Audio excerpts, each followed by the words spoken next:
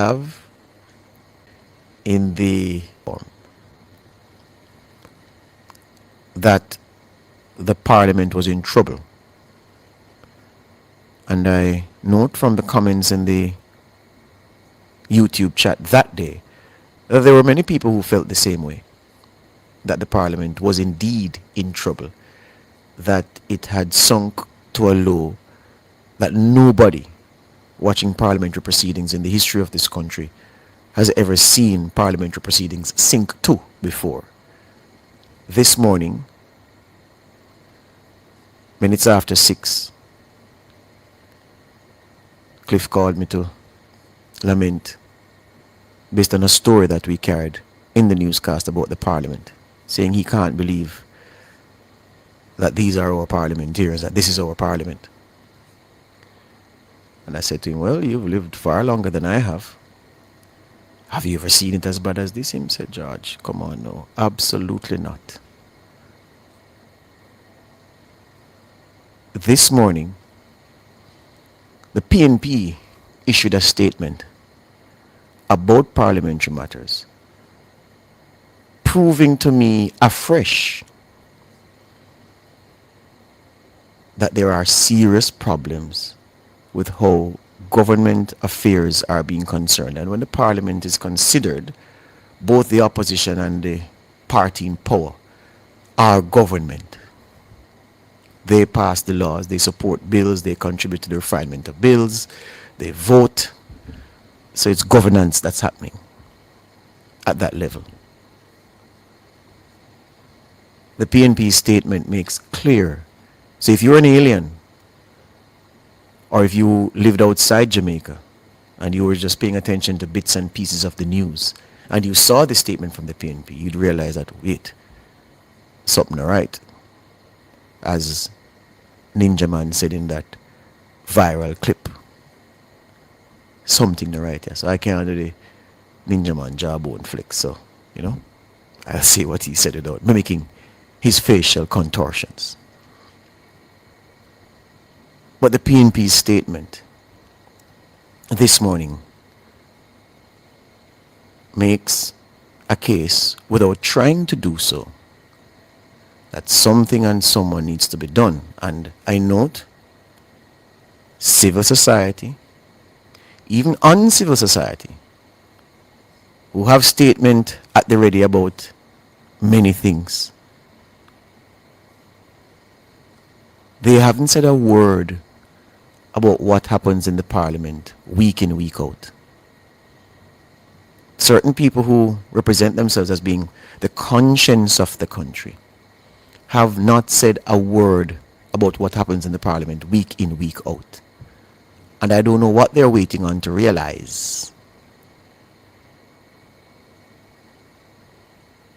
that the rank slackness that passes for parliamentary cut and thrust, the deliberate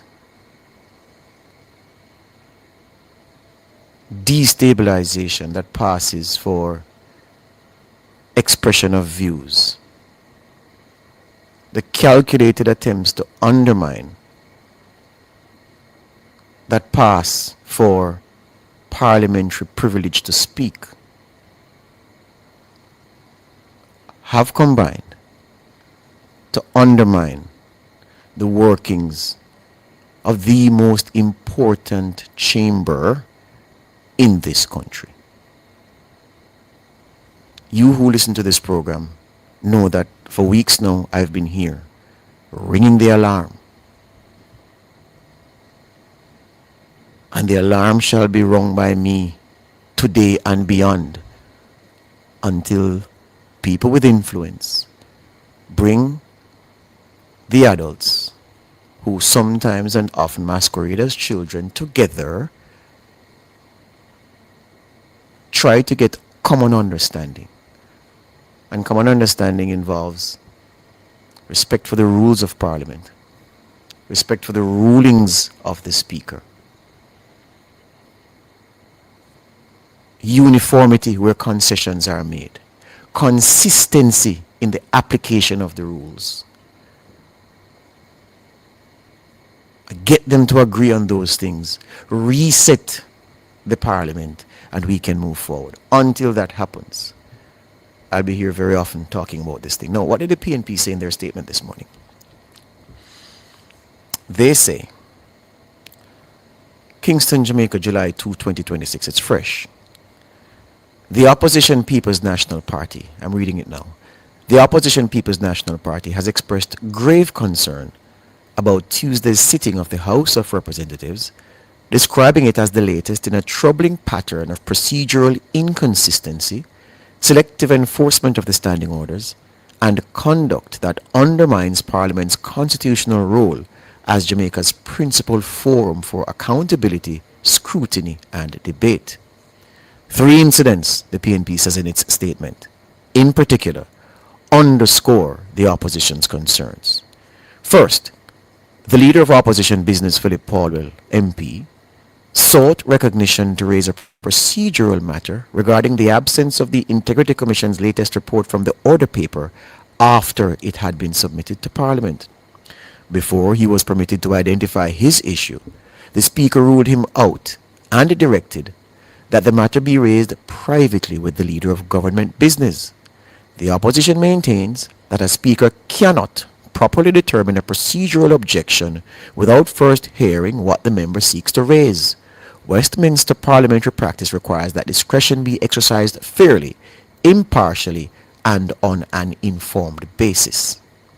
Second, during consideration of a motion to approve a report from the Regulations Committee, several opposition members immediately called for a division after the question was put. The Speaker stated that she had not heard the request and proceeded without conducting the division. The opposition has requested a review of Hansard and the official recording, as several members maintain that the request was made clearly and in time. I don't want to break this thing for the time signal, Kevin. Kevin, should I take the time signal and come back and finish up? I'll actually go and finish the thing and you let me finish it then. Third, rather than addressing these legitimate procedural concerns, government members used the subsequent debate to launch sustained personal attacks against the Member of Parliament for South St. James, Nikisha Burchell, who had been among those challenging the handling of the proceedings. Members of Parliament are elected to represent the Jamaican people and are entitled, within the standing orders, to challenge procedural rulings and use every lawful parliamentary mechanism to protect the rights of those they represent. Rather than restraining these personal attacks, the Speaker permitted them to dominate the debate, despite having little or no relevance to the matter then before the House. The opposition says it's particularly concerned by remarks directed at MP Burchell by Desmond Mackenzie MP, who, while pointing across the chamber, warned her that she should, quote, not cross his path or else, end quote. Such language, the PNP says, can reasonably be interpreted as threatening and intimidating. It has no place in Jamaica's parliament and risks further lowering the standard of parliamentary discourse. Philip Powell MP said, quote, "This is not about personalities. It is about protecting Parliament as an institution. Every member, regardless of political affiliation, has the right to be heard, seek procedural clarification, and expect the standing orders to be applied fairly and consistently." End quote. Rose Shaw MP added, quote, "No member of Parliament should face intimidation or selective enforcement of the rules for carrying out their constitutional duty. Our concern is not simply for one member, but for the integrity of Parliament and the rights of every elected representative." End quote. Christopher Brown MP stated. This singling out of Member Burchell by the former Speaker, Mrs. Dalrymple Philibert, to my mind, amounts to inciting and represents an unfortunate direct mobilization of political attacks within a society where violence is often the first choice for conflict resolution. What Mrs. Marissa Dalrymple Philibert did in this personal public denunciation was wrong and in fact goes against the traditions of established proper conduct in the House. End quote. The opposition will continue to resist the oppressive and undemocratic management of the affairs of the House of Representatives, and we will resolutely defend MP Burchell from the type of intimidatory conduct displayed by government members during the sitting. This matter is not about one member or one political party. It is about preserving the integrity of Jamaica's Parliament. Parliamentary rules exist to facilitate debate, protect minority rights, and ensure accountability. When they are applied inconsistently or in ways that frustrate legitimate scrutiny, confidence in Parliament is diminished. The People's National Party will continue to defend the right of every elected representative, government and opposition alike, to participate freely, fairly, and without intimidation. That's the PNP statement. Break time. Back with more after these. Let's use the come from space pivot to start the analysis. Well, not even an analysis, to just assess. If you came from space and read this statement, you would think the PNP has been victimized in the Parliament. That the PNP have been, as a collective, dutifully going to Parliament, trying to do the people's business, trying to act within the standing orders, respecting the rules of the Parliament, and have run into a brick wall as their attempts at decency and order have been resisted by the House Speaker and the rest of the Parliament, meaning the government side. But not in the government side, because they're not in control. Members, it's the Speaker's chair.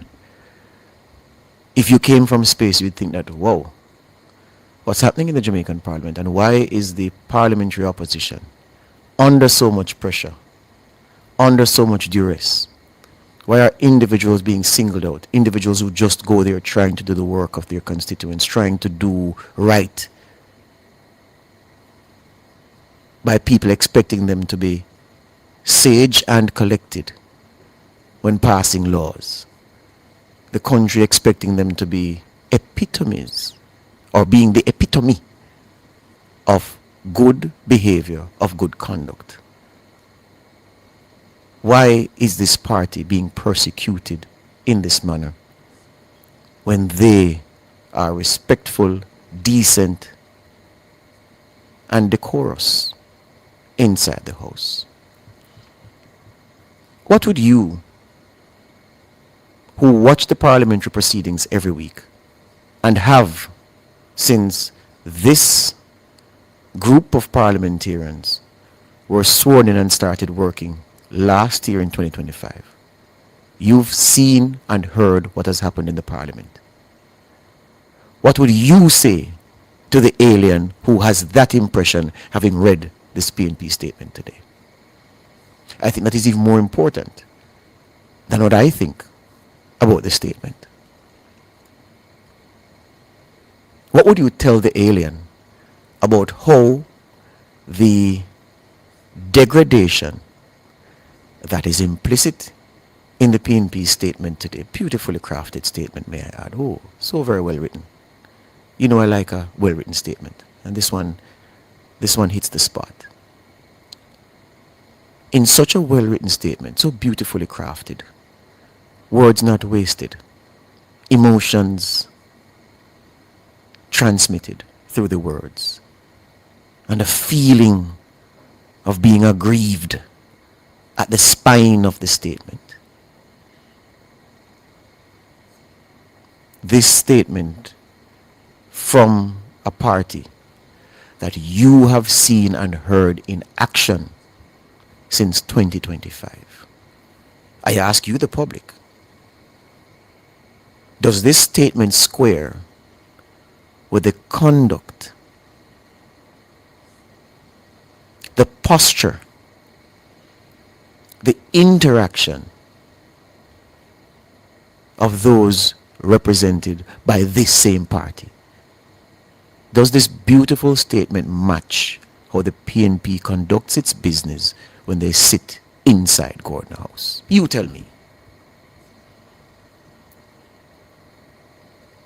And then you tell me if there's a basis for you to go to war to try to secure for this party a better deal where parliamentary interaction is concerned. Tell me that this morning. And while you contemplate that, on the matter of threats and intimidation, and I know she said to come on at 11 o'clock, but this was in the news, so it makes no sense holding on to it. The way Audrey Marks says, the way the TCN Worker Exchange Program was communicated